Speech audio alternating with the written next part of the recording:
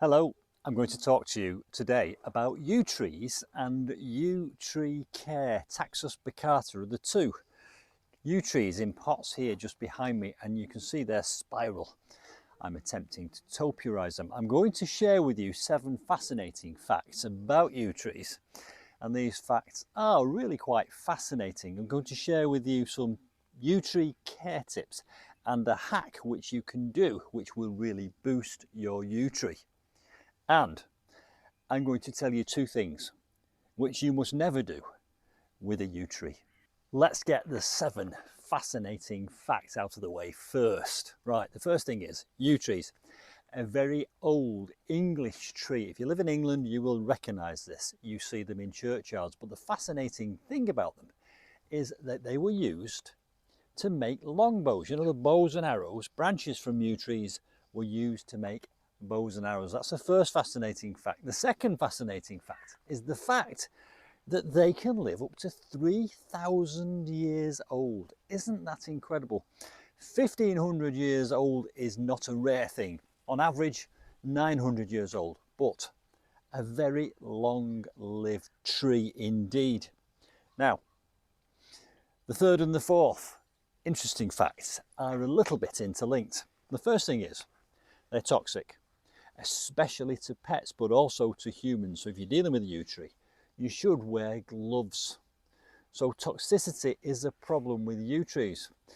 That leads me to the next point, which is on a hot sunny day, they give off hallucinogenic vapors that can make you hallucinate. So on a hot sunny day, don't get too close to a yew tree unless you want to start seeing things. Right, now these are brilliant for topiary. As you can see here, we're making this into a spiral. One of the things that makes them particularly good for topiary is they will grow back from old wood, and that is known as epicormic. They grow back from old wood. And the last interesting and fascinating fact about yew trees is there's a chemical in a yew tree which is used in the treatment of cancer, and that is Taxol. So a very plain, very green, ordinary looking tree, which has got a lot of interesting facts behind it. Right, care tips. They're very low maintenance in actual fact. There's not a great deal you need to know about yew trees in order to care for them. But there are a couple of things that you need to be wary of. Yew tree leaves can go brown, especially when they're in a pot like this. If a yew tree is planted in the ground, it will very easily take care of itself. However, brown leaves, what does that mean? Well, oftentimes it means one of 2 things. The first is it's not getting enough food. I'll deal with that in a moment, but the most common reason, in my experience, is it's getting too much water. They don't like to be waterlogged, and if you plant them in clay soil or in a pot and overwater them, the leaves will turn brown. It is reversible. You just stop watering them.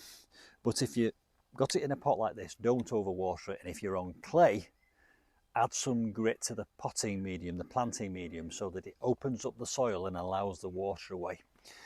Personally, I would be wary about planting this on clay soil because the roots just might get too wet. Now, when I planted these yew trees in these pots, I was very careful to take steps to enhance the drainage. At the bottom of the pot, I have crocks, and then I have a layer of gravel, and then I have compost. And in that compost is horticultural grit. Go up to about 1/3, and it opens up the soil structure and it allows the water out, which allows the air back in to aerate the roots. Don't overwater it. It would prefer to be underwatered than overwatered, and it can cope with drought. So that's a basic care tip for yew trees. They do need feeding, especially in pots. Now in the ground, whilst they're getting established, give them water enough, but also feed them, top dress them with some food. And in a pot like this, there is a hack which you can do. This is a foliage plant, isn't it? Lots of green foliage, as is my parterre here. Lots of green foliage. So there's 2 things I would recommend on a regular basis. One of them is quite interesting actually, Epsom salts. Now my experience of Epsom salts from childhood is if you had a wound or a cut, they would get sprinkled into the bath as a tonic. But these are Epsom salts specifically for plants in the garden, and they're great for foliage plants. They've got lots of magnesium in them and they've got lots of sulfur in them. The danger is over applying them. That 1.5 kilogram box covers 42 square meters, so it's a small amount. In actual fact, it's only 35 grams per square meter, so all you have to do is take a very small handful and sprinkle it around the base, and because it's a salt, it will soon dissolve and leach down. Epsom salts for foliage. Secondly, slow release.